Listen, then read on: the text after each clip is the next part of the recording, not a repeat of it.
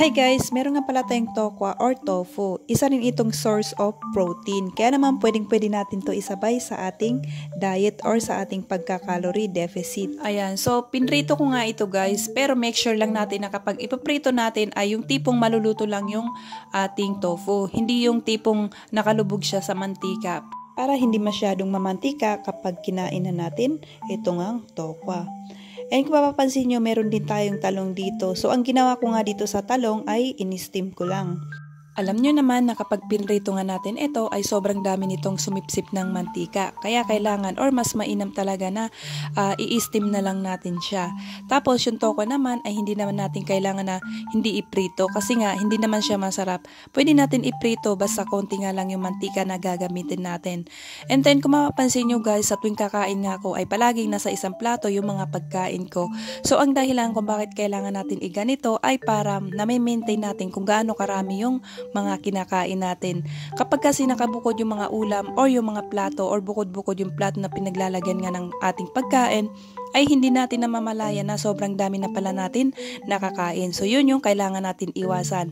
At yun din yung dahilan kung bakit nga kailangan natin ilagay sa isang plato lamang yung mga kakainin natin kung kayo nga ay nagka-calorie deficit. So pwede nyo nga rin ito gawin sa inyo sa tuwing kayo ay kakain kung kayo nga ay nagbabawas ng timbang or kung kayo ay gusto magbawas ng timbang para ma-maintain nyo din kung gaano karami ngayong nakakain nyo.